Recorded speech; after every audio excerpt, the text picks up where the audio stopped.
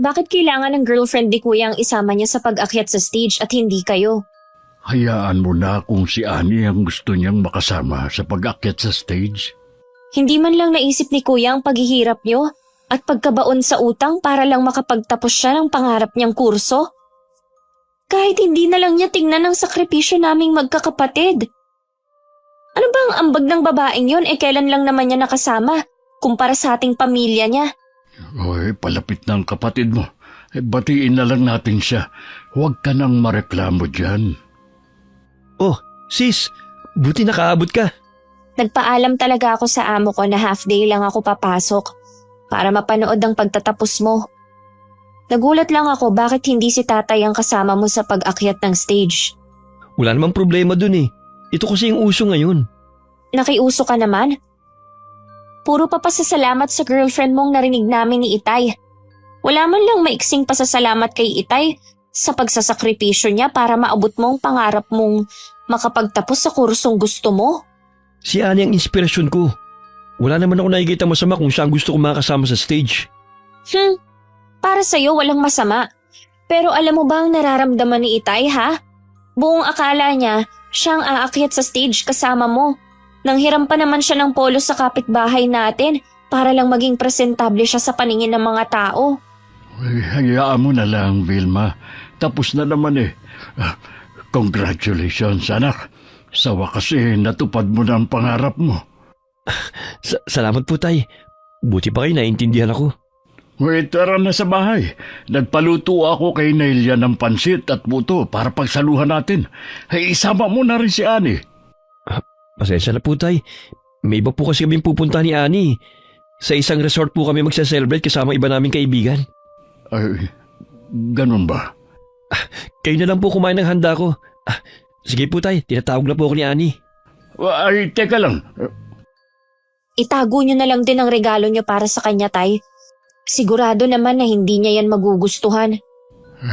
Mabuti pa umuwi na tayo. Siguradong naiinip na mga kapatid mo sa paghihintay sa atin. Sa magkakapatid, meron talagang lalabas na kakaiba ang ugali. Kung sino pa yung inaasahan na tutulong sa oras ng kagipitan, siya pa ang unang tatalikod sa responsibilidad. Hi, Miss Gwen. Tawagin niyo na lamang ako sa pangalang Vilma. 26 years old at nakatira sa Olongapo City. Ang ibabahagi kong kwento ay tungkol sa naging buhay namin ng aking pamilya. Sana katulad ng ibang istorya na naibahagi na sa inyong channel, kapulutan din ito ng aral ng inyong mga taga-subaybay. 5 kami magkakapatid at akong sumunod sa panganay. Maaga rin na byudo si Itay noon. Kaya doble kayod ang ginagawa niya para maitaguyod kami magkakapatid. Simula pa lang mahirap na ang buhay namin.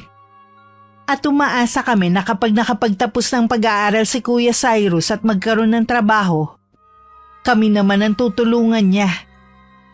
Pero hindi namin inaasahan kapag nakagraduate siya, hindi niya tutuparin ang pangakong yun. Oy, bakit kailangan mo pang umalis dito sa bahay natin? Tay, masyado po kasing malayo sa trabaho kung dito pa ako manggagaling. Saan ka tutuloy? Sa apartment po ni Annie. Malapit lang po yun sa trabaho ko.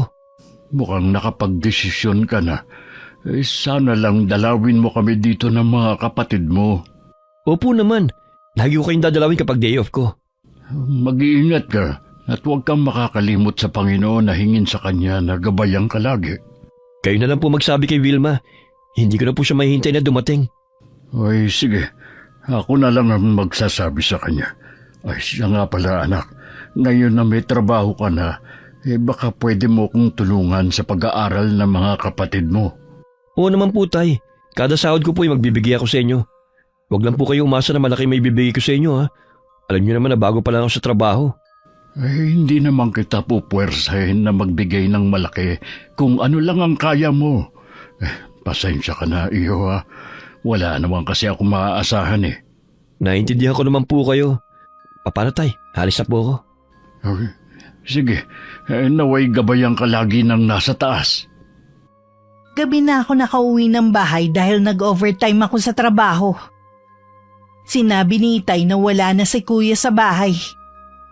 Bigla naman akong kinabahan sa nalaman. Simula kasi nung graduation niya, hindi na kami masyadong nag-uusap. Para ba nagkaroon na ng pader sa pagitan namin? Hanggang ngayon kasi may sama pa rin ako ng loob sa kanya dahil sa ginawa niya. Alam kong malaki ang impluwensya ng girlfriend niya sa kanya. Ngayong wala na siya rito sa bahay, nararamdaman kong merong malaking pagbabago na magaganap. May sinabi po ba siya kung tutulungan niya tayo? Ang sabi ng kuya mo, magbibigay siya kada sahod niya. Sana nga po, Tay. Kahit man lang sa mga kapatid namin. Kinausap mo na ba siya tungkol sa kagastuhan mo na mag-aral din? Hindi na po ako umaasa na tutulungan ako ni Kuya Cyrus. Kagaya ng ginawa kong pagtulong sa kanya noon. Usapan niyo naman yun eh. Isinantabi mo ang sarili mong pangarap para makapag-aral siya. Kung tutuparin po niya yon, siya mismo ang magsasabi at hindi siya aalis dito sa bahay natin. Uunahin niya tayong pamilya niya, hindi ang girlfriend niya. Masama pa rin ba ang loob mo dahil sa nangyari sa graduation niya? Mahirap po kasing makalimutan. At yung girlfriend para lang tayong hangin sa paningin niya. Hindi man lang tayo pinansin. Sumama din ang loob ko noon. Pero dahil anak ko siya, inintindi ko na lang. Atay, magpapahinga na po muna ako ah. Huwag na lang natin yan pag-usapan. Total wala na naman dito si Kuya. Dati gusto kong mag-aral. Kaya nagplano akong mag-working student para hindi na ako maging pabigat kay Itay. Hindi rin kasi sapat noon ang kita ni Itay para sa pag-aaral ni Kuya at sa pagkain namin. Si Kuya Cyrus naman kasi noon, ayaw pagsabayin ng pag-aaral at trabaho dahil sabi niya nakakapagod daw. Nang malaman niya ang plano ko, nakiusap siya sa akin na huwag ko munang ituloy ang pag-aaral ko. At siya muna ang tulungan ko. Pumayag naman ako bilang kapatid niya. Nangako naman kasi siya na tutulungan ako kapag siya naman na nagkatrabaho na. 1 buwan na rin mula nang umalis sa poder namin si Kuya Cyrus. Mula nga nun hindi pa siya nagpaparamdam sa amin. Isang hapon na umuwi ako ng maaga dahil walang OT sa trabaho ko. Naabutan ko si Itay na may kausap sa cellphone niya. Sabi ng sumunod sa akin, kuya daw namin yun. Ilang sandali lang natapos na rin ang pakikipag-usap ni Itay. Ano pong sabi ni Kuya Cyrus? Hindi raw muna siya makapagbibigay ngayong buwan sa atin. Bakit daw po? Kailangan daw niya kasi ng mga bagong damit para maayos siyang papasok sa trabaho. Nakakahiya naman daw na luma sinusuot niya lagi, kaya ibibili daw muna niya ng mga damit ang sahod niya. Atay, sa 1 linggo nga po pala sa sahod na ako. Ako na lang muna ang bahala sa mga kailangan ng mga kapatid ko. Akala ko ba'y mag-iipon ka na para makapasok ka na sa 1 taon? Hindi na po muna. Tutulungan ko muna kayo. Pasensya ka na anak kung hindi sapat ang kita ko sa pagkakarpentero ha. Katulad ngayon wala akong gawa. Siguro kailangan ko na rin maghanap ng ibang trabaho. Pwede naman po, huwag niyo lang pwersahin ang sarili niyo. Sana sa susunod makapagpadala na ang kuya mo. Sana nga po, Tay. Pero kung ako sa inyo, huwag kayong masyadong umasa para hindi kayo masaktan. May tiwala naman ako sa kuya mo. Maghintay lang tayo. Alam niyo po ba, nakausap ko sina Kuya Ron. Nakasalubong daw nila sina Kuya at girlfriend nito sa mall. Ang sabi niya, hindi daw sila pinansin nila Kuya. Para daw nag-iba na siya at ang taas ng tingin sa sarili. Huwag ka maniwala dun, Keron. Naiinggit lang yun sa kuya mo dahil hindi siya nakapagtapos. Gumagawa lang siya ng kwento. Mula pagkabata, magkaibigan at magkaklase na sila. Hindi naman siguro siya sisiraan ni Kuya Ron dahil wala naman silang pinag-awayan. Huwag kang makikinig lagi sa mga sinasabi ng ibang tao. Hindi tayo dapat nawawalan ng tiwala sa kapatid mo. Hindi na lang ako nakipagtalo pa kay Itay para hindi na humaba ang usapan tungkol kay Kuya. Siguro nai-stress na rin siya dahil sa mga sinasabi ng mga kapitbahay namin. Dati kasi pinagmamalaki niya na si Kuya mag-aahon sa amin sa kahirapan. Pero pagkatapos makakuha ng trabaho, iniwan na kaming pamilya niya. Matulin pang lumipas ang 3 buwan. Tuluyan nang nawalan ng trabaho si Itay. Ume-extra na lang siya kapag may mga trabahong malapit sa amin. Hindi naman ako nagrereklamo na nahihirapan na ako. Pero nakikita siguro sa mukha ko ang pagod. Hindi pa rin nagpapadala nun ng pera ang kapatid ko. Lingid sa akin, pinuntahan pala siya ni Itay sa apartment at tinutuluyan nila ng girlfriend niya. Tay? Ano pong ginagawa niyo rito? Ay, pasensya ka na anak kung bigla akong pumunta dito nang wala man lang pasabi. Wala na naman akong magagawa eh. Nandito na kayo eh. Mabuti na lang wala ngayon si Annie. Nagsasama na ba kayo ng girlfriend mo? Hindi po, Tay. Umuwi pa rin siya sa bahay nila. Dumadalaw lang siya rito. Natural, dahil kanya naman tong apartment eh. Meron din ba siyang trabaho? Meron at mas malaki ang sahod niya kumpara sa akin. Bakit yun naitanong? Naitanong ko lang naman. Kasi baka ako dahil sa kanya kaya hindi ka makapagbigay sa mga kapatid mo. Pasensya na po, Tay. Malit pa lang kasi ang sahod ko eh. Pinagkakasya ko lang sa mga pangangailangan ko. Wala na kasi akong regular na trabaho eh. Nahihirapan na rin si Vilma sa pagtaguyod sa iba niyo pang kapatid. Ay nako, puro na lang reklamo si Vilma imbis na tumulong na lang eh. Hindi naman nagre-reklamo ang kapatid mo. Kaya lang yung nakikita ko na sa kanya ang pagod. Binaliwala na nga niya ang pangarap na makapag-aral pa siya. Sabi nga niya, hindi na siya umaasa na tutulungan mo siya na makapag-aral. Hindi ko naman kasi obligasyon na pag-aralin siya at iba pa naming kapatid. Pero tinulungan ka ng kapatid mo noon. Isinantabi niya ang sariling pangarap para matupad mo ang sayo. Huwag na po natin pag-usapan pa yan. Itong pera, yan lang muna. Pakiusap lang, huwag na kayong pupunta rito. Ayaw ko sinani na may ibang taong pumupunta rito sa apartment eh.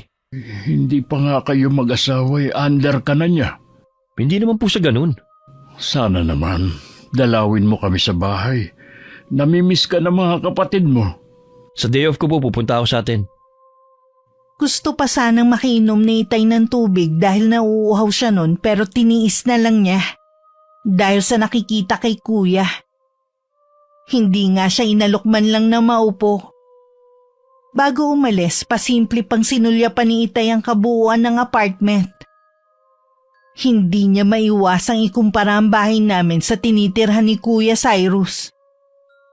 Ang perang binigay ng kapatid ko agad na pinamili ng bigas at delata ni Itay. Para pambaon ng mga kapatid ko sa eskwelahan.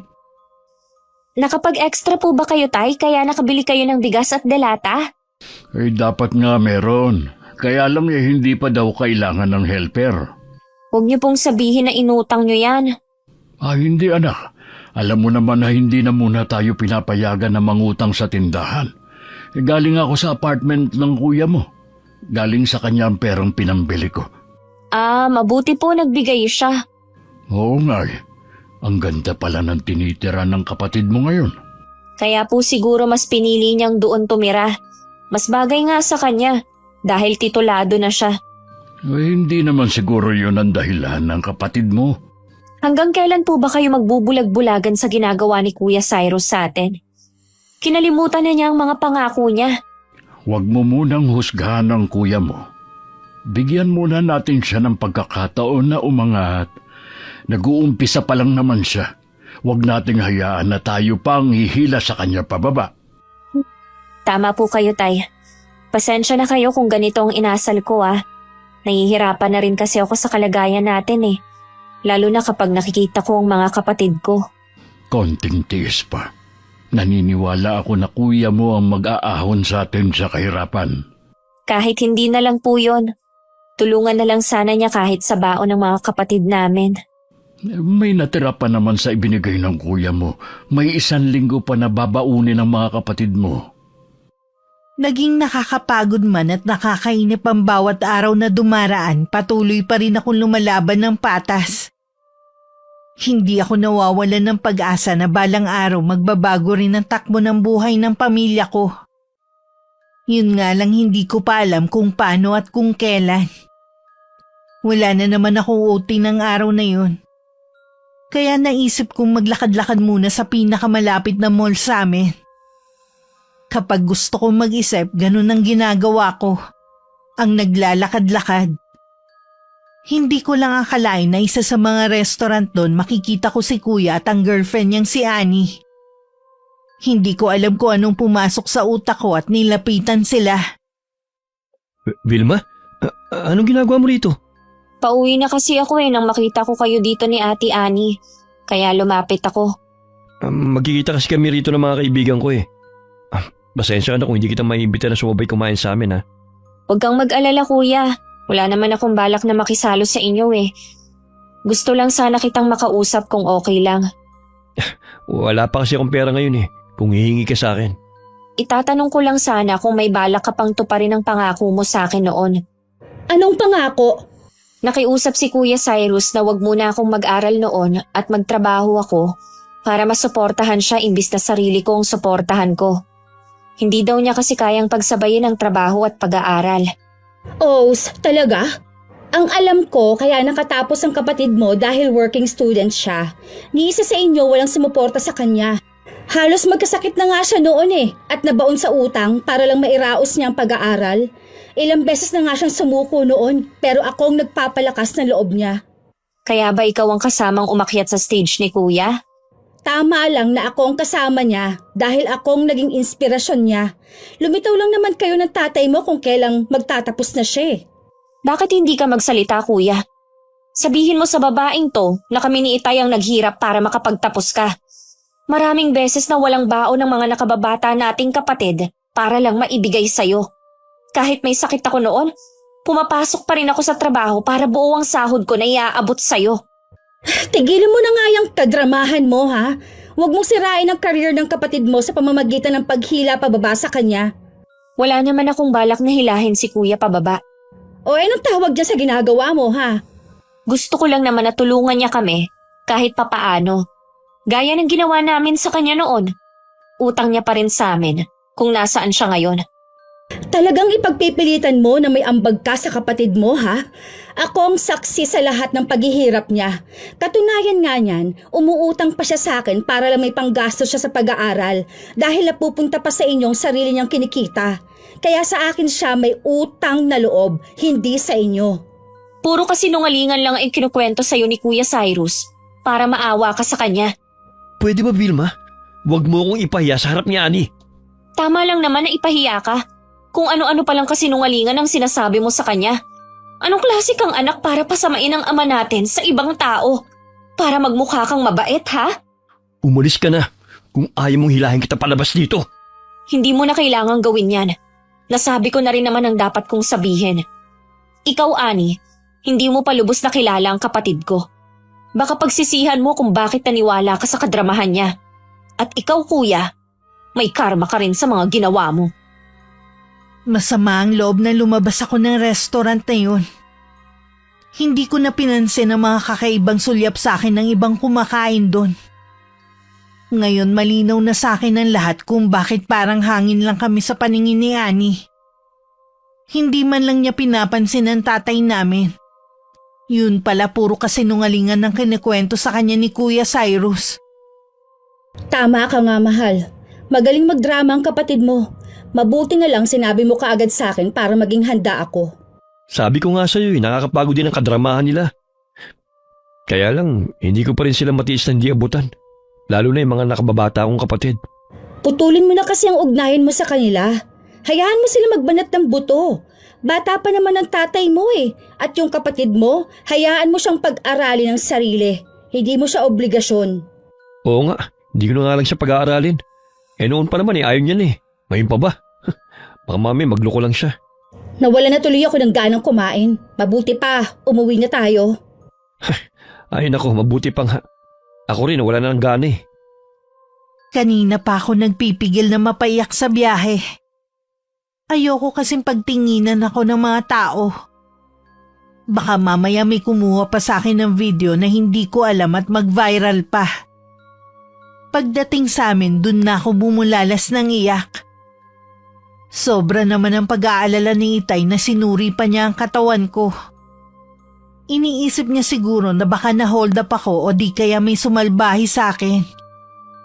Nang kumalma na ako, tsaka ako ikinuwento ang lahat na naging pag-uusap namin ni Kuya Cyrus.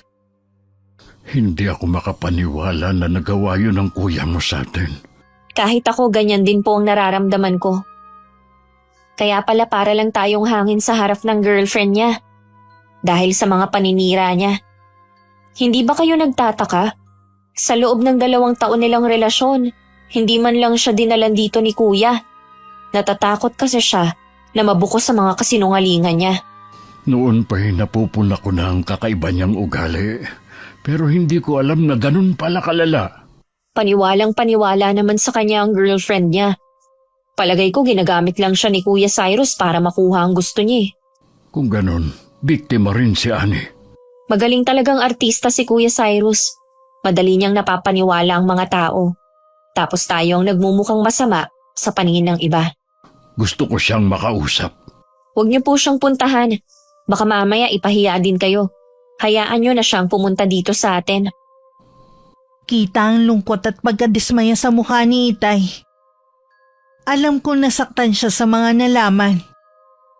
Kinabukasan hindi namin inaasahan ang pagdating ni Kuya sa bahay sakay ng NMAX.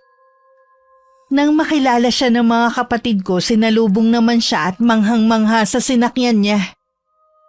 Imbis na matuwa, sinita pa niya. Huwag niyo nga hawakan yan. Oras na magasgasan yan, malilintikan kayo sa akin. Eh di sana hindi mo dinala yung motor mo dito. Hoy, hindi basta motor yan na nabibili sa tabi-tabi. Palibasa wala kang alam. Ang alam ko lang, nagbago ka na mula nang makapagtapos ka at magkaroon ng trabaho. Bueno, naiinggit ka dahil sa narating ko ngayon, ha? Bakit naman ako maiinggit sa'yo? Alam naman natin kung kanino ka may utang na loob, kung bakit nandyan ka sa kinalalagyan mo.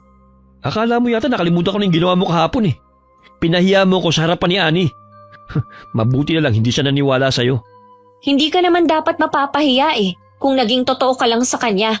Kami pa talaga ang ginawan mo ng kwento ha? Ang galing mo!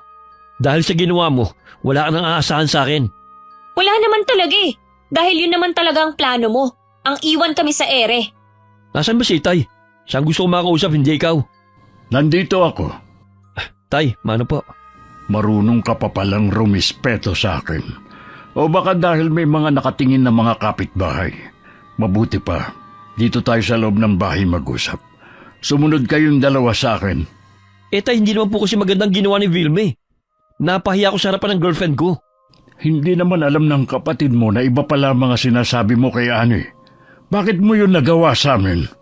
Bakit hindi ka makasagot ngayon? Gusto mo lang naman yatang magpa-impress sa girlfriend mo. Pinasama mo pa kami para magmukha kang kawawa, ulirang anak at kapatid. Ni hindi ka nga makapaglaban ng sarili mong damit eh.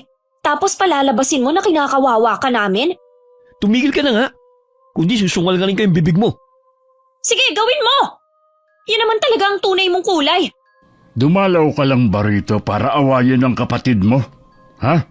Nandito po ako para ipaalam na hindi ako makakapayag na sirain yung mga plano ko. Ang tagal kong pinangarap ang buhay na meron ako ngayon. Tapos hihilahin nyo lang ako? Hindi ako papayag. Ano ba ang gusto mong mangyari? Huwag na huwag nyo kong pupuntahan o lalapitan kung sakali na makita nyo ako sa ibang lugar.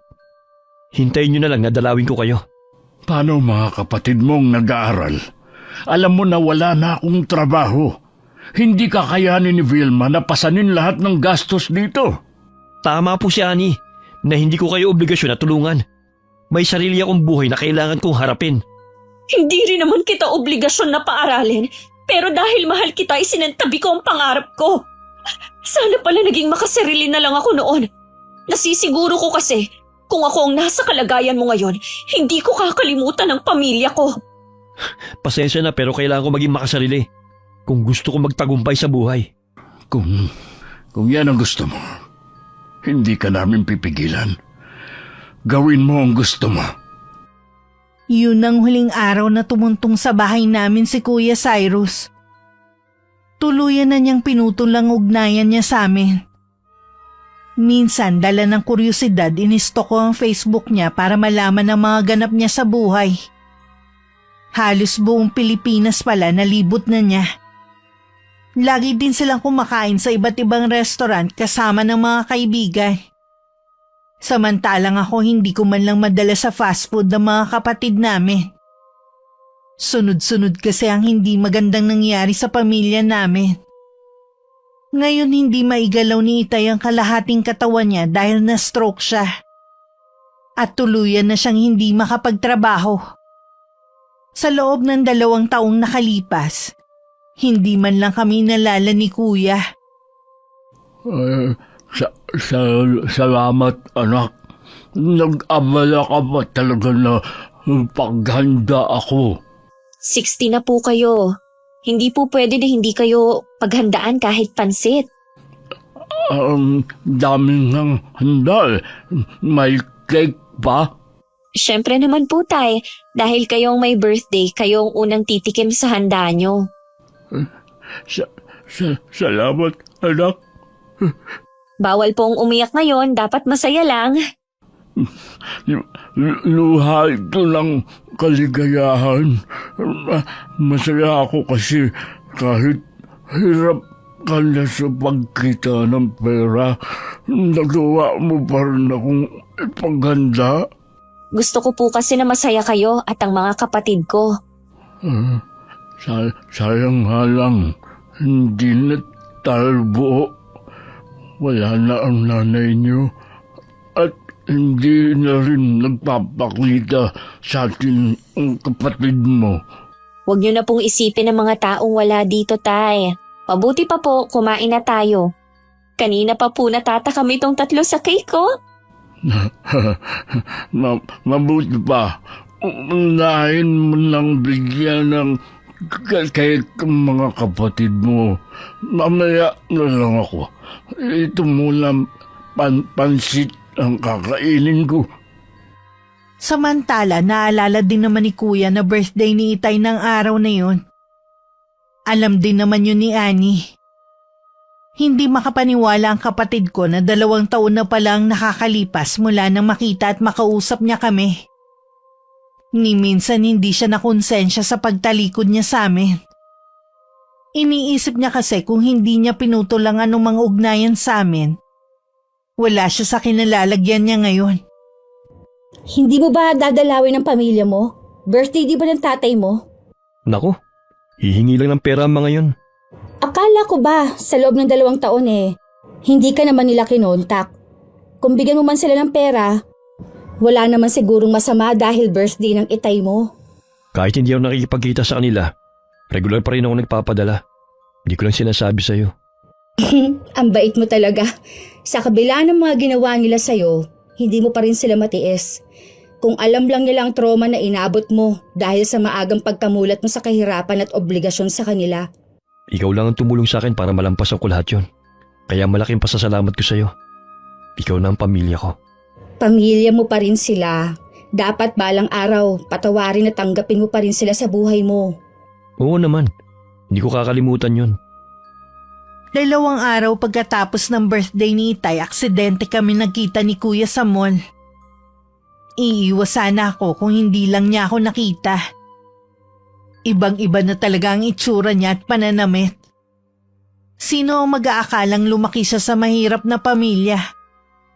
Iba talaga kapag may tinapos ang isang tao. Hi, Kuya Cyrus. Kumusta ka na? Ayos lang. Anong ginagawa mo rito? Ang lakas kasi ng ulan sa labas, kaya pumasok muna ako habang nagpapatila. Ang laki na talaga ng ipinagbago mo. Sa bagay, 2 taon din tayong hindi nagkita. Birthday ni Itay nung isang araw. Nakalimutan mo na siguro. Kumusta na nga pala si Itay? Tsaka yung mga kapatid natin? Ayos lang naman sila. Ako na lang ang mag-isang tumataguyod sa kanila. Hindi na kasi makapagtrabaho si Itay dahil na-stroke siya.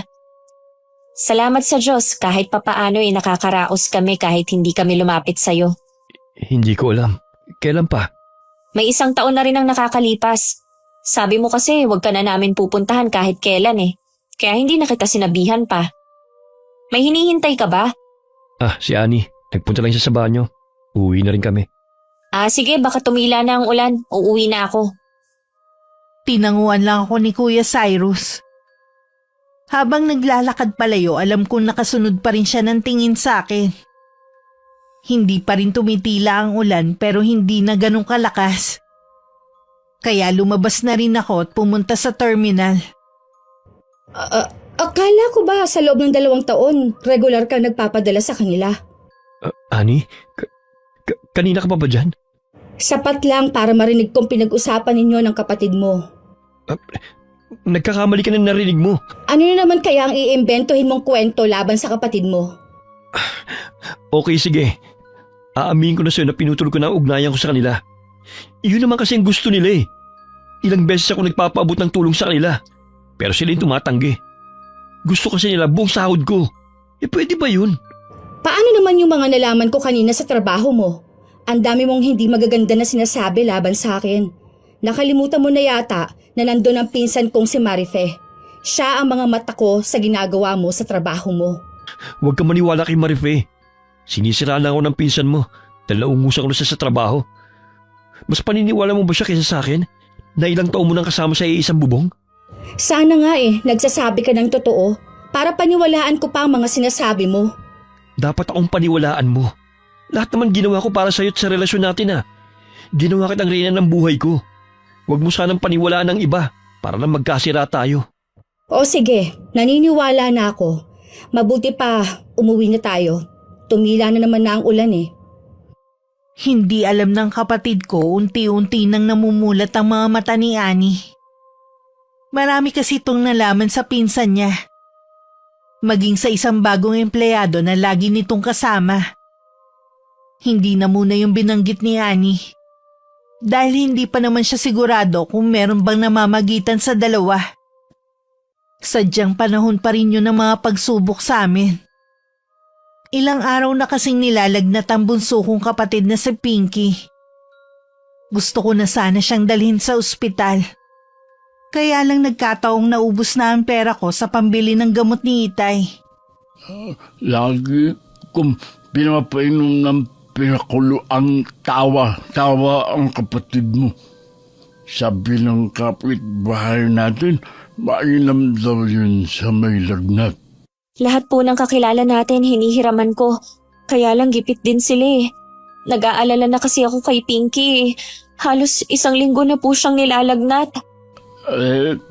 Kung lapitan mo kaya ang kapatid mo, nag-aalala na rin ako. Lalo na uso ang dengue ngayon dito sa lugar natin. Hindi ko po alam kung doon pa rin po siya nakatira Hindi, sa trabaho mo siya puntahan. Kung wala nga lang akong iniindang sakit nung isang araw ko pa sana siya pinuntahan. Bukas na bukas din po pupuntahan ko siya.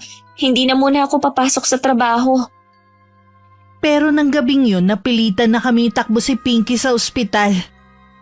Dahil tumirik na ang mga mata nito sa taas ng lagnat. Pagdating sa ospital, agad naman kami nasikaso ng mga doktor.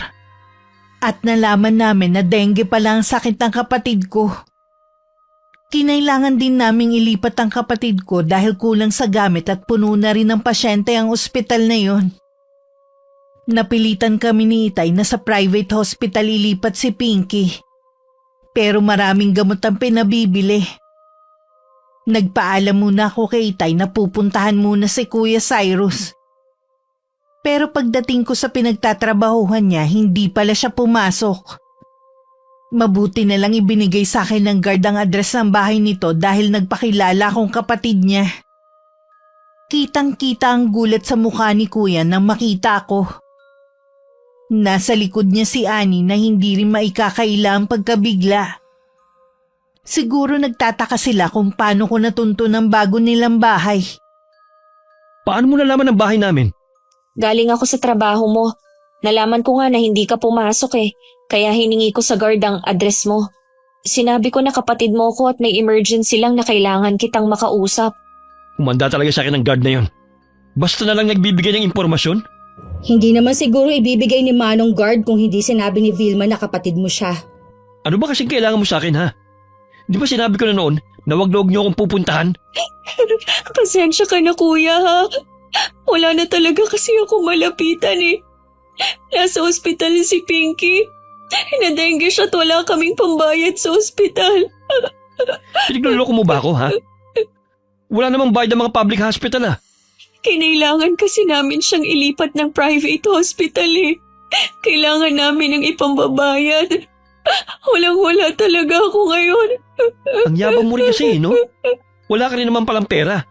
Sa mamahaling pang ospital mo dinala si Pinky.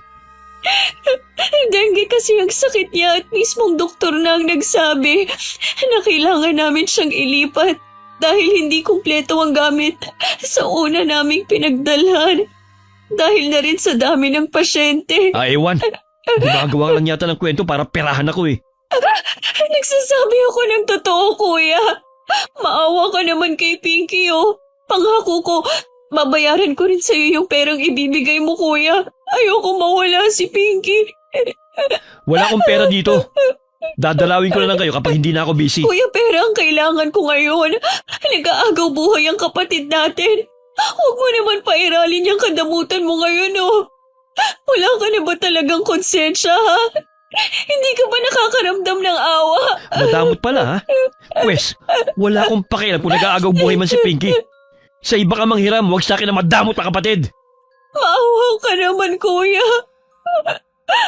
Kung kinikailangan, luluhod ako sa harapan mo. Umalis ka na kung ayaw mo kalad ka rin kita. Bakit hindi mo nalang bigyan ng pera ang kapatid mo? Baka totoong nasa ospital si Pinky. Sinungaling ang babaeng to. Kaya huwag kang maniniwala sa kanya. Kahit kailan, hindi ako nagsinungaling sa'yo. Hindi ko para gamitin ang kapatid natin para perahan ka. Ayaw mo talagang umalis ha? Halika nga rito. Bitiwan mo ko. Hindi mo ako kailangan, kalad ka rin. Tama lang sa'yo ito. Dahil ginugulo mong tahimik kong buhay. Diyan ka! Huwag ka nang babalik pa rito. Kuya, maawa ka. Totoong nasa ospital si Pinky. Kung gusto mo, sumama ka sa akin. Kuya! Umalis ka na! Hindi mo ako mauuto!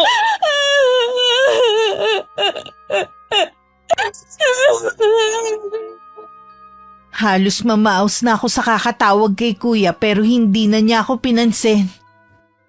Naiwan ako sa labas ng gate na iyak na lang ng iyak.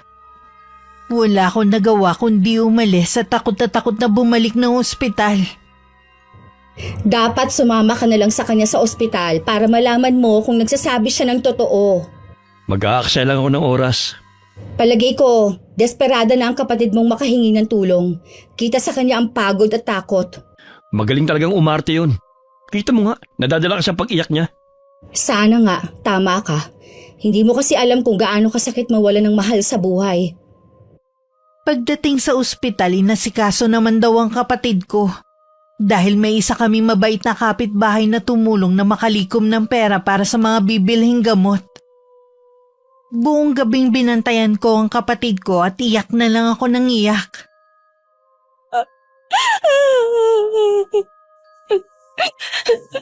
Pinky, huwag mo kaming iiwan, ha?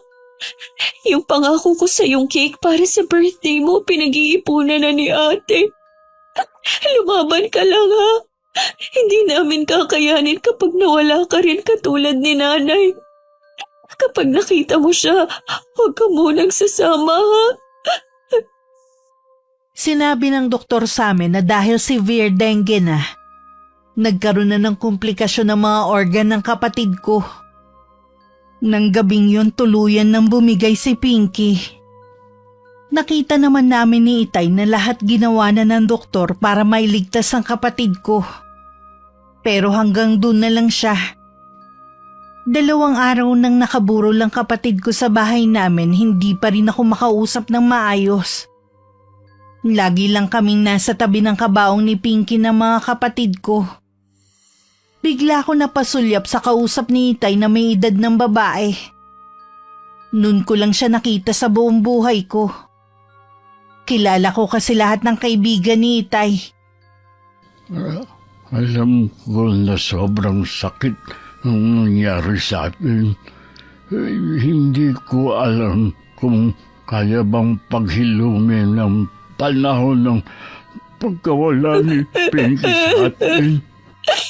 Kasalanan ko kung bakit maagang nawala sa atin si Pinky. Sana naagapan natin siya, Tay. Huwag mong sisihin ang sarili mo. Hindi yan magugustuhan ng kapatid mo. Wala namang may gusto sa nangyari sa kanya. Alam niya na ginawa mo lahat para mabuhay siya. Pero hindi naging sapat. Kulang pa ang ginawa ko. Lalo lang bibigat ng sa dibdib mo kung ganyan lagi ang isipin mo. Ako at mga kapatid mo, nakita namin lahat ng sakripisyo na ginawa mo. Hindi ka nagkulang. Sobra-sobra pa nga ang nagawa mo. Mula nung mamatay ang nanay ninyo, ikaw na ang tumayong pangalawang ina ng mga kapatid mo. Hindi matatawaran ng kahit anong material sa mundo. Pinky!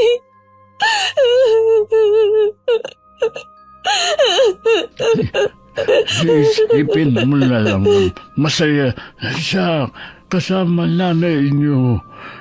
Hindi na siya mahihirap kasama natin. Sana masaya ka na kung nasan ka man ngayon. Makakain mo na lahat ng gusto mo. Kahit yung cake na pangarap lang natin. Sa huling gabi ng burol, dumating si Kuya Cyrus at ang girlfriend niya.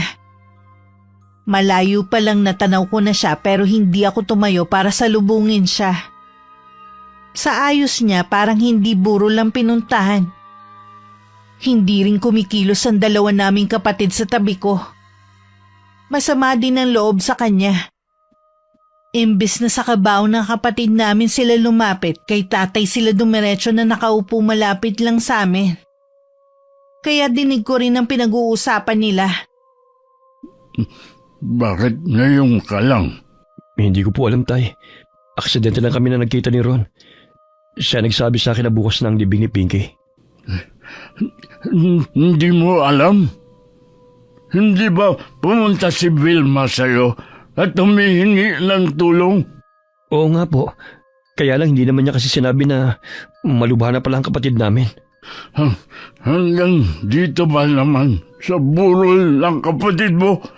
Magsisinungaling ka pa rin. Wala ka na ba talagang kahihiyan? Tay, may dala po akong pera dito. Malaking tulong din po ito sa inyo. Hindi namin kailangan ng pera mo! Isaksak mo yan sa baga mo! Akala ko ba kailangan mo ng pera? Nung buhay pa si Pinky at nasa ospital siya, hindi mo ba nakikita? Nasa kabaong na siya. Hindi na niya kailangan ng pera mo. Umalis ka na at huwag ka nang babalik dito kahit kailan. Wala kaming kapatid na kasing sama at damot mo. Wala kang karapatan na paalisin ako. Kapatid ko rin si Pinky. At gusto ko rin siya makasama sa huling sandali. Ngayon pa kung kailan malamig na bangkay na siya? Sana noon pang nabubuhay siya. Ilang beses kanyang hinahanap pero kahit kailan, hindi ka nagpakita sa kanya. Kahit man lang sana sa mahalagang okasyon sa buhay niya. Umalis ka na. Respeto mo ang pagdadalamhati namin ng mga kapatid mo. Sobra naman kayong magsalita. Nandito ako para tumulong sa gastusin sa pagpapalibing kay Pinky at sa naiwan yung bayarin sa ospital. Hindi na namin kailangan. Hindi mo kami obligasyon, di ba? Huwag mo nang alalahanin pa yun. Kami na bahala sa mga naiwan na gastusin. Kayo na nga itong tinutulungan, kayo pang nagmamalaki. Ayaw lang namin magkaroon ng utang na loob sa iyo. Sige, kung yan ang gusto nyo. Hayaan nyo sana masilip ko ang kabaong ni Pinky bago kami umalis. Hinayaan na namin siya ni Itay na malapitan ng kabaong ni Pinky at masilip ito sa huling sandali. Nakatingin ako kay Kuya kaya hindi nakaligtas sa akin ng biglang pamumutla ng mukha niya at panlalaki ng mga mata. Napaatras din siya ng ilang hakbang bago dahan-dahang lumayo hanggang makaalis sila ni Annie. Lumapit naman ako sa kabaong ni Pinky at pinagmasdan ng maamo nitong muka. Siguro tinakot mo siya, no? Tama lang. Para kahit papano makaganti ka sa kuya natin. Kahit kailan talaga. Napakaduwag niyang tao. Hanggang makauwi, tahimik lang si Kuya Cyrus. Kapansin-pansin din ang pagkabalisa niya. Malikot din kasi ang mga mata niya. Sa bahay na rin siya kinausap ng girlfriend tungkol sa pagpunta nila sa burol ni Pinky. Kanina ka pa tahimik dyan Ano ba dapat ang maging reaksyon ko? Alam mo na galing tayo sa lamay.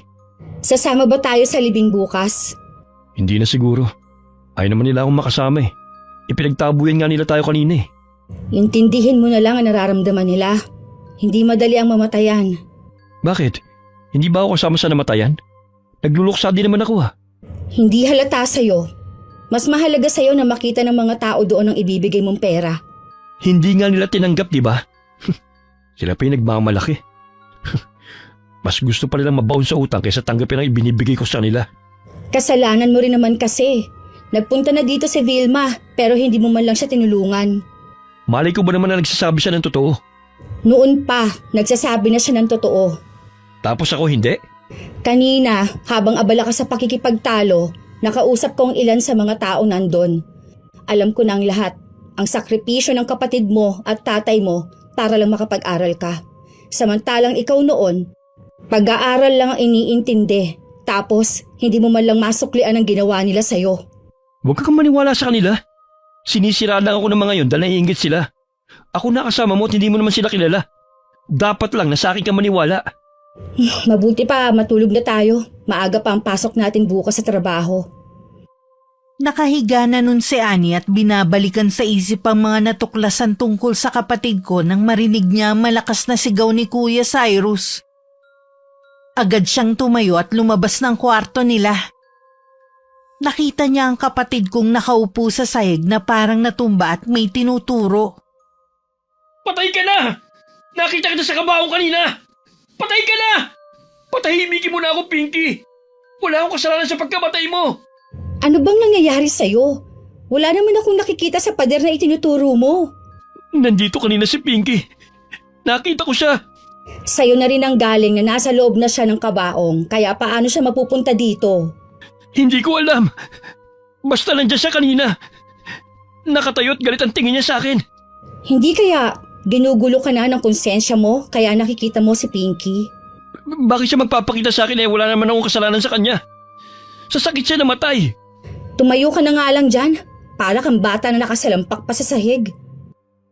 Mabilis namang tumayo si Kuya Cyrus at saka sumunod sa girlfriend niya. Naiiling na lang sa kanya si Annie. Sa pagdaan kasi ng mga araw, unti-unti na niyang nakikilala ang kapatid ko. Kinabukasan naging madamdamin at punong-puno ng pagdadalamhati ang paghahatid namin sa huling hantungan kay Pinky. Naroon ang lahat ng kaklase niya at guro, mga kapitbahay namin at mga kaibigan. Naroon din ang babaeng nakita kong kausap ni Itay. Habang ibinababa ang kabaong ng kapatid ko, maririnig ang iyakan sa paligid. Nang tinatabunan na ang kabaong, tsaka ko lang inihagis ang hawak kong bulaklak. Sa paglipas ng mga araw, palungkot na ng palungkot ang bahay dahil sa pagkawala ni Pinky. Kahit sang sulok kasi ako tumingin, nakikita ko siya at naririnig ko rin ang matinis niyang tawa. Kailangan ko na pong pumasok sa trabaho bukas. Kaya mo na ba?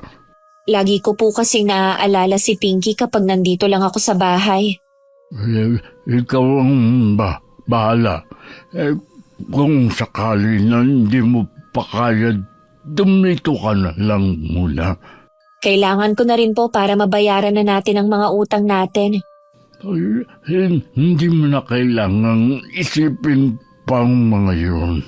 Nabayaran ko na lahat ng utang natin sa ospital at sa gasto sa libing ng kapatid mo. Po, saan po kayo kumuha ng pera? Alam ko na napapansin mo yung babaeng nakausap ko sa burol ni Pinky at nung libing, nandun din siya. Siya ang kalili mo. Kapatid ko siya sa ama. Akala ko po ba'y wala kayong kapatid o kamag-anak?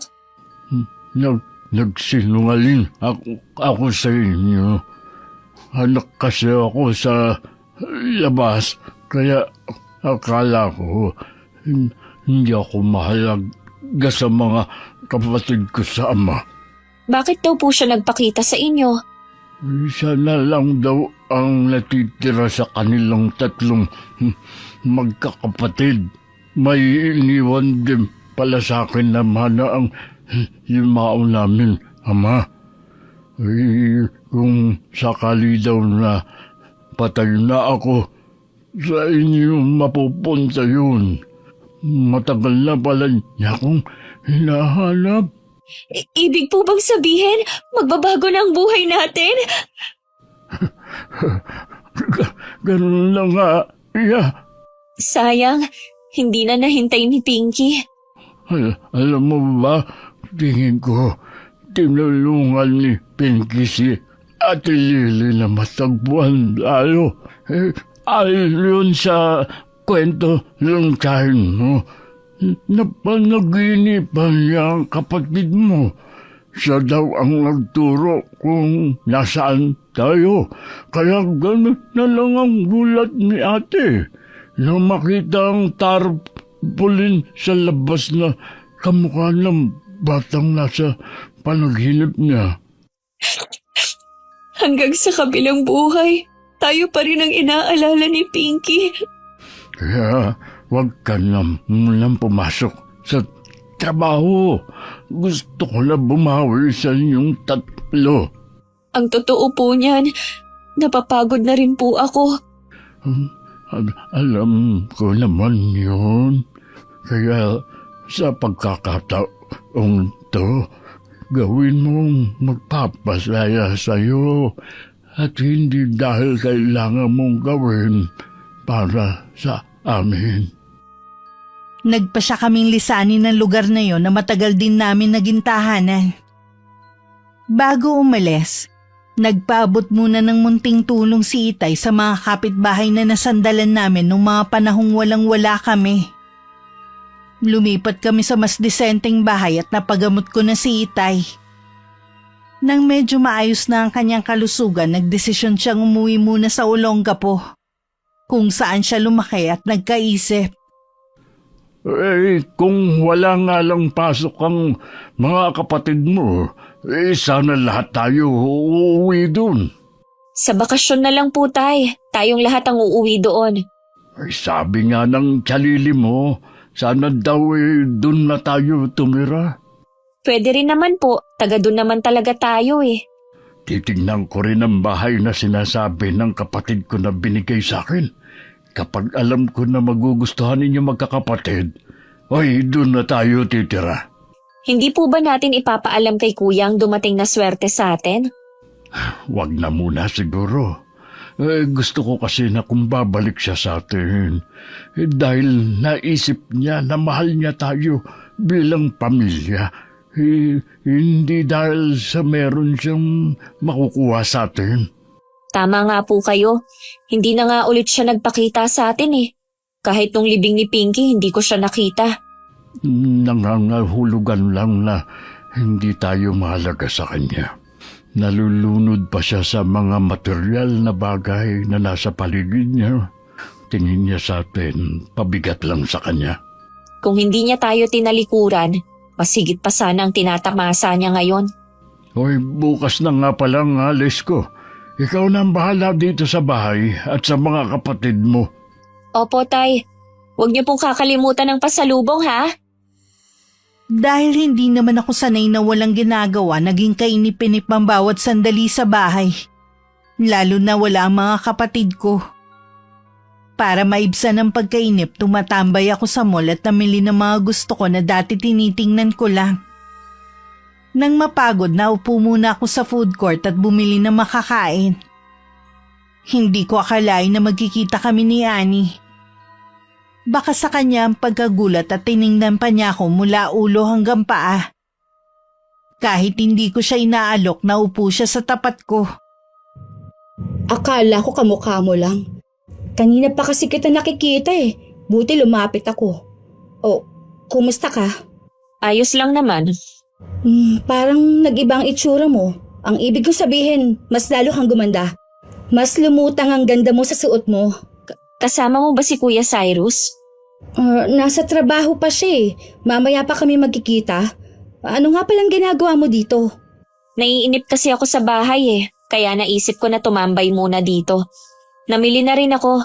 Nag-request kasi ang mga kapatid ko na magluto daw ako ng spaghetti mamayang hapunan namin. Ganun ba? Doon ka pa rin ba nagtatrabaho?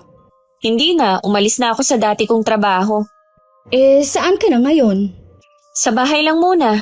Ilang taon din kasi ako na puro trabaho lang Kaya ito, nag-e-enjoy muna ako sa buhay na meron kami ngayon.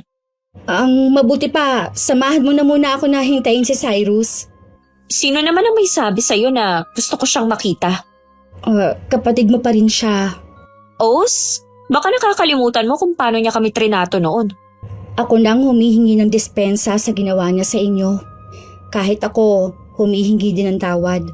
Naniwala kasi ako sa lahat ng mga kasinungalingan niya Nung burol ng kapatid mo, may mga tao akong nakausap. Sinabi nila lahat ang sakripisyo ninyo noon para lang makapag-aral si Cyrus. Ano naman kung nalaman mo na ang totoo? May magbabago ba? Maibabalik kaya ang buhay ni Pinky? Hindi na nga. Pero pwede pa kayo magkaayos ni Cyrus. Masaya na kami kahit wala siya. Nasanay na kami na hindi na niya kami itinuturing na kapamilya. Sa'yo na siya. Wala na kaming pakialam sa kanya. Teka lang Vilma. Huwag ka na munang umalis. Matindi talaga ang galit niya sa kapatid. Sa bagay, hindi ko naman siya masisisi. May isang oras din naghintay si Annie sa kapatid ko. Laman pa rin ng isip niya ang pagkikita namin. Habang kumakain nga sila ni Kuya Cyrus, parang lumilipad ang isip niya. Pinunatuloy ni Kuya ang pananahimik niya. May nangyari ba sa'yo habang hinihintay ako? O problema sa trabaho? Kanina kasi nagkita kami ni Vilma dito sa mall. Nagpapatila na naman ba siya ng ulan? Umulan kanina Nakita ko siyang kumakain mag-isa, kaya nilapitan ko. Namili daw siya dahil nag-request ng spaghetti ang mga kapatid ninyo para daw sa hapunan nila. Naniwala ka naman. Oo naman, dahil nakita ko na ang dami niyang pinamili. Tsaka, nag-iba na siya ng pananamit. Anong ibig mong sabihin? Para kasing may pera na sila Ewan ko lang din ha. Pinagbasehan ko lang naman yung nakita kong itsura niya kanina. Dapat kasi dinadalaw mo rin ang pamilya mo. Na-bad trip din kasi ako ng pagtabuyan nila ako Napahiya ako sa mga taga ron. Paano nga kung may pera na sila? Dapat nakikinabang ka rin. Paano naman kaya sila magkakapera? Malay mo, may dumating na swerte sa kanila. Dapat maambunan ka nila. Kung totoo nga yan, sa tingin mo kaya bibigyan nila ako? Bakit hindi? Sabi mo noon, malaki ang naitulong mo sa kanila. Maliban na lang syempre kung lahat ng yon kasi nungaling ang lahat. Paano kung totoo ang lahat ng mga nalaman mo sa ibang tao? Hindi na ako nagtataka kung galit nga sila sa'yo. Susundin ko ang sinabi mo. Pupunta ako sa bahay nila. Baka nga may dumating na swerte. Aba, hindi pwede na baliwalayin lang nila ako. Sasamahan kita sa pagpunta doon. Nang sumunod na araw, pinuntahan ng dalawa ang dati naming tinitirhan pero iba na ang pamilyang nakatira doon. Wala rin namang masabi ang mga bagong nakatira kung saan kami lumipat. Dahil ilang araw pa lang sila doon. Hindi naman matanong ni Kuya Cyrus sa mga kapitbahay namin. Dahil halatang umiiwas ang mga yun sa kanya. Paalis na nga sila nang makasalubong nila si Kuya Ron. Wala rin masyadong alam ang lalaki. Basta ang sabi nito, lumipat na kami at dumating ang kapatid ni Itay galing Olongapo. Hindi kaya ang tiyahin mong yon ang dahilan ng biglaang pagbabago ng pamilya mo? Nagtataka lang ako dahil sa pagkakaalam ko. Wala namang kapatid si Itay. Malay mo, nawawalang kapatid ang tatay mo at matagal nang hinahanap. Baka mayaman ang tiyahin mo. Pwede yun mangyari ha? Kailangan ko makausap si Itay. Pwede naman natin puntahan ang pamilya mo sa bago nilang tinitirhan Mabuti alam ni Ron, ayaw pa nga sabihin kung hindi mo pa tinakot Isusumbong ko talaga siya sa asawa niya na meron siya naging kabit dati kung hindi siya magtatapat. Malapit lang pala ang nilipatan nila Ilang minuto lang nandun na tayo.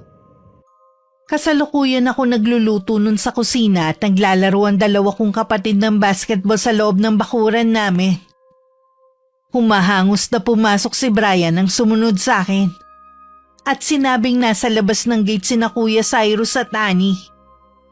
Inutusan ko siyang tawagin si Jan at bantayan muna ang niluluto ko. Ako na lang ang bahalang humarap sa kapatid namin. Naka-apron pa ako nang lumabas ako. Hindi ko binuksan ang gate at hinayaan ko lang sila sa labas. Paano nyo nalaman ang bago naming tinitirhan? Baka pwedeng papasukin mo muna kami. Mahaba-haba rin kasi ang pag-uusapan natin. Pasensya na. Kami lang kasi ng mga kapatid ko dito. Hindi ako basta nagpapapasok. Kung magsalita ka naman para akong may masamang gagawin sa inyo. Hindi mo kami masisisi. Pagkatapos ng lahat, matinding trauma ang inabot namin sa pagkakaroon ng kapatid na katulad mo. Sinabi mo na kailangan nandyan. Nasaan si Itay? Meron lang siyang inaasikaso. Kailan siya babalik? Importante kasi na makausap ko siya. Hindi ko pa alam. Ano ba kasi ang kailangan mo? Alam ko na meron tayong tiyahin. Siguro galing ka sa dati naming bahay. May karapatan din siguro kung malaman dahil kapatid niyo ako. Ngayon gusto mo na ulit kami maging kapatid? Wala kang malalaman, kaya umalis ka na. Hindi ako aalis dito hanggat hindi ko nalalaman ang buong katotohanan. Ganun ha? Jan! Brian! Tumawag nga kayo ng security sa may gate. Meron lang ako ipapakaladkad. Bakit pa basta na lang silang nagpapapasok ng kung sino? Gusto mo lang yatang gumanti. Kung yan ang gusto ko, di sana ako na mismo ang pumunta sa'yo. Hindi kami katulad mo mag-isip. Mas gusto namin na mamuhay ng tahimik, malayo sa'yo. Baka naman nakakalimutan mo, Vilma. Siya pa rin ang panganay sa inyong magkakapatid. Kaya tama lang na malaman niya kung anong pagbabago sa buhay ninyo. Isa ka pa na mahilig makisawsaw eh. Para sabihin ko sa'yo, kahit kailan hindi niya ginampanan ng pagiging panganay. Daig pa nga si Pinky na bunso eh. Gusto ni Kuya lahat na lang sa kanya. Mula sa masasarap na pagkain, laruan noon at maging sa mga bagong damit, gusto niya siya lang ang meron. Ilang taon ako nagtiis sa lumang cellphone basta mabilhan ko lang siya ng bago. Makasarili ang lalaking yan. Wala siyang pakialam kung may baon ba mga kapatid namin o may kinakain ba kami. Basta siya sagana sa lahat. Tama na nga yan. Nagdadrama ka na naman eh. Kailangan mo pa bang sabihin yan kay Annie? O bakit? Sinasabi ko lang naman ang totoo ah. Tapos ngayon, porke nabalitaan mo lang na maayos na ang buhay namin, gusto mo na namang angkinin ng para sa amin? Ikaw ang makasarili at madamot sa atin dalawa. Kapatid mo ako pinagdadamutan mo. Si Itay ang kakausapin ko pagdating niya. Alam ko na hindi niya ako matitiis. Hindi ko nga alam kung kailan siya babalik. Araw-araw akong pupunta rito hanggat magkausap kami ni Itay. Sasabihin ko sa kanya kung paano mo ko tratuhin. Vilma, sana maayos na ninyo kung ano man yung gusot na namamagitan sa inyo. Tandaan mo, dapat mas matimbang pa rin ang pagiging magkadugo kaysa sa material na bagay. Sana yan ang ipinayo mo sa lalaking yan noon at hindi sa akin. Sandali, huwag ka munang tumalikod. Kinakausap pa kita eh. Bastos talaga. Buisit. Bakit kasi ganyan ka makipag-usap? Paano kayo magkakaintindihan yan? Masyado ka kasing arugante. Nakakapikon eh. Umuwi na nga tayo. Baka mamaya dumating na ang mga security guard na tinawag ng mga kapatid mo. Nakahinga lang kami ng maluwag ng mga kapatid ko nang makita na umalis na ang dalawa. Nang sulyapan ko sila Brian, nanginginig pa sila. Ayaw na talaga nilang makita ang kapatid namin. Mabuti na lang kinabukasan dumating na rin si Itay. Nawili raw siya dahil nakita ang iba naming kamag-anak at mga kaibigan niya. Kitang-kita ang saya sa mukha niya. Para tuloy bumata ng ilang taon si Itay. Parang alam ko na po ang magiging desisyon ninyo. Ay, kung ayaw nyo naman, hindi ko kayo pipilitin na doon tumira. Nakausap ko po ang dalawa. Gusto na rin nilang umuwi doon. Kahit naman daw hindi na sila magkikita ng mga kaibigan nila. May Facebook naman daw po. Hindi naman daw sila malulungkot. Sabi nga ng tsalili nyo, siya na daw ang bahala sa pagpaparenovate sa bahay na titira natin doon. Ilang buwan na lang naman po bakasyon na. Konting panahon na lang ang hihintayin natin. Hoy, kumusta naman kayo dito habang wala ako? Ayos naman po. Tay, pumunta pala dito si Kuya. Alam na niya ang tungkol kay Tia Lily. Hindi ko alam kung sinong nagturo sa kanya dito sa bago nating tinitirhan. Babalik daw siya para kausapin kayo. Lagi naman akong nakahanda sa pag-aarap namin. Imbis na magpakumbaba siya, ang yabang pa rin niya. Akala mo kung sino siyang superior na ipipilit ang pagiging panganay na hindi nga niya ginampanan eh. Akala siguro niya, porke anak ko siya. Basta na lang natin siyang tatanggapin. Kapag bumalik siya, tawagin mo lang ako. Ako na ang bahala sa kanya. Nang bumalik nga si Kuya Cyrus, kasama niya ulit ang girlfriend niya. Buo rin ang kumpiyansa niya at todong ngiti pa nang pinapasok ng kapatid naming isa. Iminuestra pa ni Itay na maupo sila. Kami namang tatlo magkakatabi na tahimik lang sa isang sulok. Ang ganda po ng inuupahan nyo kumpara sa tinitirhan namin. Dapat bumili na tayo ng bagong bahay. Mahirap kasing umuupi. Wala akong balak na bumili ng bahay dito. Uuwi na lang kami ng mga kapatid mo sa Olongapo. Baka naman pwede nyo ikwento kung paano kayo nagkaroon ng kapatid. Kapatid ko sa ama ang tsalili nyo. Anak ako sa labas ng tatay namin. Ah, ganun po ba? Totoo po bang mayaman siya? Oo, at may nakuha rin akong mana mula sa aming ama. Pero hindi yun ang gusto kong pag-usapan natin. Makikiusap sana ako sa iyo. Natigilan mo ng panggugulo sa amin ng mga kapatid mo. Hindi naman po ako nang gugulo eh. Si Vilma nga kontratuhin ako parang masamang tao. Biruin nyo, hindi niya kami pinapasok ni Annie. Sa dami kasi ng mga ginawa mo, hindi mo sila masisisi na gano'n na maging tingin nila sa iyo. Tay, pati ba naman kayo? Hiniling mo sa amin noon, natigilan ka na namin. Huwag ka naming hilahin pababa. Sinunod namin ang gusto mo. Sa loob ng 2 taon, hindi ka namin ginambala. Nagkasakit ako, hindi kami lumapit sa iyo. Humingi lang kami ng tulong sa iyo nung magkasakit si Pinky pero ano? Ano ang ginawa mo? Tinalikuran mo kami. Tapos na po yun, kalimutan na natin yun. Magsimula po ulit tayo. Ganyan pa rin kaya ang sasabihin mo kung sakaling nasa mahirap pa rin kaming sitwasyon. Huwag niyo naman pong gawin sa akin to. Maawa naman kayo. Nakatapos ka na at may magandang trabaho. Hindi na siguro ako masamang ama sa'yo. Kung ano mang meron ako, ipaubaya mo na sa mga kapatid mo. Huwag mo nang hangarin pa. Sigurado naman na malayo pa ang mararating mo. Kahit anong pagmamakawa ni Kuya sa tatay namin, hindi na tinag ang desisyon ni Itay. Walang nagawa kundi laylay ang balikat na umalis sa bahay namin. Nakita ko pang tumulo ang luha niya habang palabas ng pinto. Kilala ko po si Kuya Cyrus. Sigurado na meron siyang gagawin. Hindi po yun papayag na malamangan. Alam ko, nakahanda naman ako sa gagawin niya laban sa atin. Matatahimik lang po tayo kapag nakauwi na tayo ng Olongapo. Gaya ng iniisip namin ni Itay, hindi ganong kadaling matatanggap ni Kuya ang kabiguan. Na wala siyang makukuha sa parte ng pera ng tatay namin. Nabalitaan na lang namin na kumuha siya ng abogado para ipaglaban ang sinasabi niyang karapatan.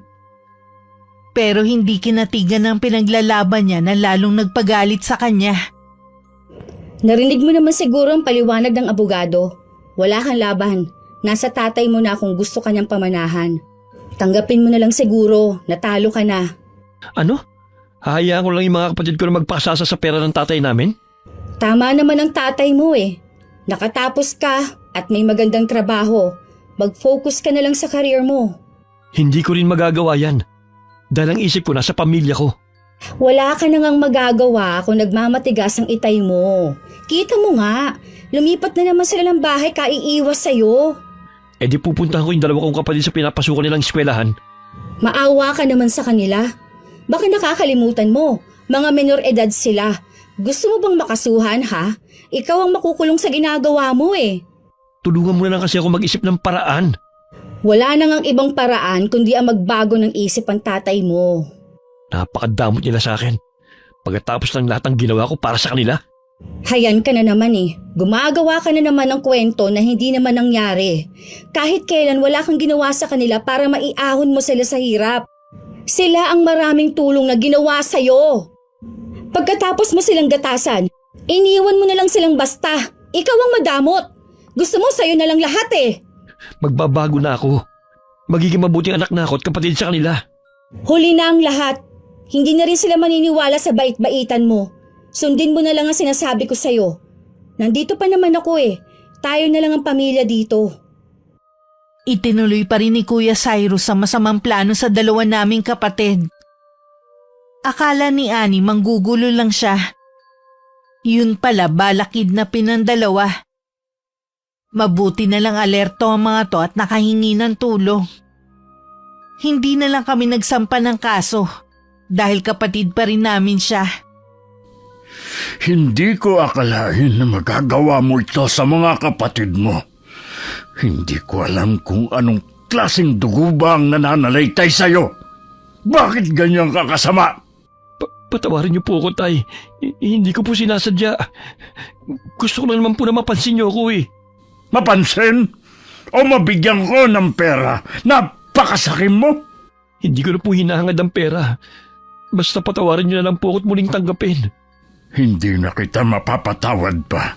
Kung tatanggapin uli kita bilang anak ko, baka malagay lang uli sa panganib ang buhay ng mga kapatid mo. Hindi ko na alam kung anong tumatakbo sa isipan mo dahil lang sa pagiging sakim mo. Si tatay na mismo ang pumutol sa ugnayan namin kay Kuya Cyrus. Alam kong nasasaktan siya. Pero si Kuya naman ang dahilan ng kaguluhan sa pamilya namin. Tama nga po siguro ang sinasabi nila. Sa isang pamilya ay merong ipapanganak na black sheep at si Kuya yon. Iniisip ko pa rin kung saan ba ako nagkulang sa paggabay sa kuya niyo. Bakit siya naligaw ng landas? Ganun na po siguro ang ugali ni Kuya.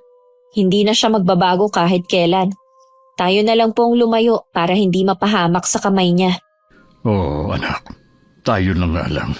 Hindi ko na talaga mapapatawad ang Kuya. Oras na may masama na namang mangyari sa inyo. Ayos lang ako. Haba pa ang buhay ko. Gusto ko pang makita ang tagumpay niyo ng mga anak ko. Natahimik lang ang buhay namin nung nakauwi na kami ng Olongapo. Mula nun wala na kaming balita kay Kuya. Hindi na rin ako nagpatuloy sa pag-aaral. Para kasing nalipasan na ako ng panahon. Naniniwala naman kasi ko na ang tagumpay ng tao ay hindi lang sa pagkakaroon ng diploma, kundi sa diskarte rin sa buhay. Nagtayo na lang ako ng maliit na negosyo katuwang si Itay. 3 taon na kami nun sa Olongapo na magkaroon kami ng komunikasyon ni Annie. Kahit hindi ako nagtatanong, kinukwento niya kung ano nangyayari kay Kuya. 1 taon na pala tong natanggal sa trabaho. Pinatanggal ng asawa ng babaeng nakarelasyon nito. May sakit din daw ito ngayon. Cyrus, gusto mo bang makita at makasama ang pamilya mo? Matagal na nila akong itinakwil, di ba? Ikaw na lang ang pamilya ko. Suko na kasi ako sa relasyon natin. Ayoko na. Akala ko ba mahal mo ko? Oo, dahil akala ko magbabago ka, pero nagkamali ako. Sa kabila ng mga ginawa ko sa'yo, nagawa mo pang mambabae. Halos nauubos na ang pera ko sa pagpapagamot sa'yo, hindi ka pa rin gumagaling. Nakakapagod ka na. Gusto ko na lang umuwi sa amin. Maawa ka naman sa akin. Pangako, kapag gumaling na ako, maghahanap ka agad ako ng trabaho. Sa tingin ko, karma ang nangyayari sa'yo dahil sa sobrang sama mo. Hirap ka na nga sa pagkilos mo, hindi pa rin kita makitaan ng pagsisisi sa mga ginawa mo. Kaya ka lang naman bumalik sa akin dahil wala ka ng ibang mapupuntahan. Ginagamit mo lang ako. Minahal naman kita at inalagaan nun na. Kaya ako lang naman nagawa ng mambabae dahil na rin sa'yo. Ikaw mismo nagtulak sa akin para gawin yun. Ako pa talaga ang sinisi mo. Alam mo, tama ang pinsan kong si Marife. Uubusin mo lang ako hanggang mabaliw na ako. Kaya tama lang na iwan na kita habang may kaunti pang katinuan na natitira sa akin. Kaya ba ng konsensya mo na iwan ako dito mag-isa? Isasauli na kita sa tunay mong pamilya, sa ayaw at sa gusto nila. Bahala na sila kung saan ka nila dadalhin. Basta ako, aayusin kong buhay ko na wala ka. Nagulat na lang kami nang dumating sina Annie at Kuya Cyrus. Halos hindi namin nakilala ang kapatid ko dahil sobrang payat nito. Pero pagdating sa hita hanggang paa ay namamanas. Ang dating matikas na itsura ng kapatid ko naglahong bigla. Nang umalis si Annie, nasundan na lang siya ng tingin ni Kuya. Nakapagpatingin ka na ba sa doktor? Opo, Tay. Maraming doktor na pong tumingin sa akin. Lahat sila isang sinasabi. Wala naman po akong sakit. Tuwing nagpapatingin ako, pakiramdam ko lalong lumulubha ang sakit ko. Parang alam ko na ang nangyayari sa'yo. Hindi nga doktor ang kailangan mo. Ano pong ibig niyo sabihin? May nagbigay sa'yo ng karamdaman. Isang uri ng kulam. Alam ko na po kung sino. Baka po yung asawa ng nakarelasyon ko. Kahit iniwan ko na ang asawa niya, galit pa rin siya sa akin. Hindi rin mawawala ang galit niya. Hanggat hindi ako nagiging abo. May magaling na albularyo dito. Ipatatawag ko siya para gamutin ka. Salamat, Tay. Tinanggap niyo pa rin ako at ipapagamot pa. Walang magulang ang makakatiis sa anak. Sana lang pagkatapos mong malampasan ang pagsubok na ito sa buhay mo, magbago ka na. Siguro sa sobrang pagod at sama ng pakiramdam kahit nagsasalita pa si Itay nakatulog na si Kuya Cyrus. Iniwan na muna namin siya at sa labas kami nag-usap ni Itay. Para hindi may istorbo ang pamamahinga niya. Halos hindi ko na nakilala si Kuya kanina nung dumating. Hindi ko akalain na aabot sa ganito ang kalagayan ng kapatid mo. Lahat naman daw ginawa na ni Annie. Sumuko na nga lang daw siya sa ugali ni Kuya Cyrus. Tingin daw niya hindi na to magbabago eh. Sana lang hindi niya iniwan sa ganitong kalagayan ng kapatid mo. Naubos na rin daw po kasi ang pera niya. Hindi na niya alam kung kanino palalapit. Hindi rin natin siya masisisi. Nagawa pa kasing mambabae ni Kuya eh. Ano pa bang hinahanap niya? Ayan tuloy ang nangyari sa kanya. Huwag mo na siyang sisihin. Kailangan magamot siya sa lalong madaling panahon. Ipasusundo ko na muna si Mang Lakay. Babantayan ko po muna si Kuya Cyrus. Nagbabasa ako ng magazine na magising si Kuya. Tinanong ko siya kung nagugutom pero umiiling lang siya. Kahit hindi niya sabihin, bakas naman sa mukha niya ang matinding sakit na pinagdadaanan. Lumipas ang ilang sandali na nakatitig lang siya sa kisame. Ayos ka lang ba, Kuya? Parusa na siguro sa akin to. Siguro nga. Pero humingi ka ng tawad at pagsisihan mo lahat ng mga nagawa mong kasalanan. Sigurado patatawarin ka rin ng Diyos. Matagal na akong nagsisi sa mga ginawa ko. Tama nga si Annie. Bukang bibig mo ang nagsisisi ka na pero hindi bukal sa puso mo. Gusto ko nang gumaling para makapagsimula na ulit ako ng bagong buhay. Huwag mo na ulit balikan ang mga ginagawa mo dati para hindi na maulit sa iyong nangyaring yan. Hindi na talaga. Nasaan na kaya si Itay? Nasa labas siya at inaabangan ng albularyo. Muling nakatulog si Kuya. Ilang sandali lang pumasok si Itay kasama ang albularyo na si Mang Lakay. Sinimulan na agad nito ang panggagamot kay Kuya. Wikan Latin ang orasyon na binibigkas niya. Hindi ko matagalan ang mabigat na aura sa buong silid kaya lumabas muna ako. Pakiramdam ko may iba pa kaming kasama sa loob. Ilang sandali lang lumabas na rin si Itay. Pinalabas daw siya at baka hindi niya kayanin na makikita sa kapatid ko.